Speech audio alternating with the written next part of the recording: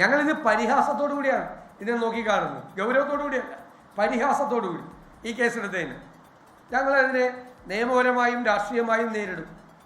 എന്തായാലും ആ ഗാനം, ആ പാരഡി ഗാനം എത്ര പേരെ വിഷമിപ്പിച്ചു എന്ന് ഞങ്ങൾക്കിപ്പോൾ മനസ്സിലായി. എത്ര പേര് ഇത് ഈ പാരഡി ഉണ്ടാക്കിയതാണോ കുറ്റം, അയ്യപ്പൻ്റെ സ്വർണം കവർന്നതാണോ കുറ്റം? ഞാൻ ചോദിക്കട്ടെ, സ്ത്രീ പ്രവേശന കാലഘട്ടത്തിൽ മുഖ്യമന്ത്രി നടത്തിയിട്ടുണ്ടല്ലോ പ്രസ്താവന.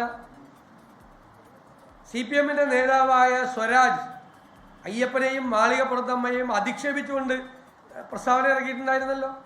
അപ്പോഴൊന്നും കേസെടുക്കാത്ത ആളുകളാണ്, അപ്പോഴാണ് മതവികാരം ഇടപെടാത്ത ആളുകളാണ് ഇവർ.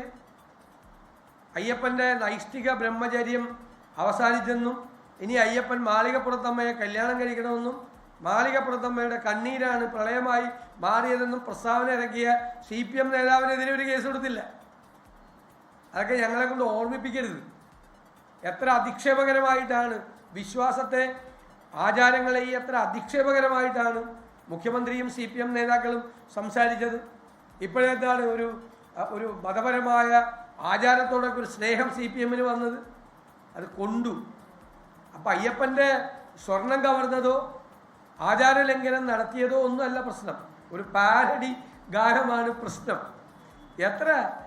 എത്രമാത്രം ഒരു പ്രസ്ഥാനം അധപ്പതിച്ചിരിക്കുന്നു, എത്ര താഴേക്ക് പോയിരിക്കുന്നു.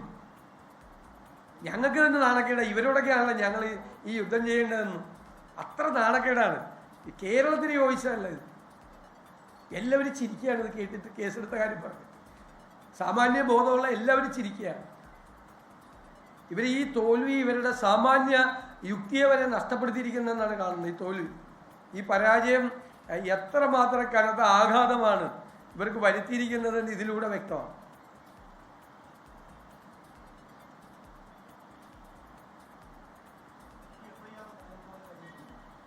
ഞാൻ അത് നിയമപരമായി നിലനിൽക്കും എന്ന് കരുതുന്നില്ല.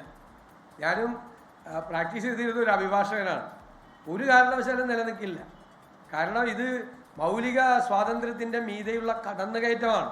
സുപ്രീം കോടതി സമാനമായ കേസുകളിലെ കൃത്യമായ വിധികളുണ്ട്. അതൊന്നും പരിശോധിക്കാതെ വൈരാഗ്യം കൊണ്ട് മാത്രം കേസെടുത്തിരിക്കുന്നു. ഇതൊന്നും നിർത്തിക്കാൻ വേണ്ടിയിട്ട് ഇത് കേൾക്കാൻ പറ്റുള്ളതാണ്. അതാണ് പ്രശ്നം.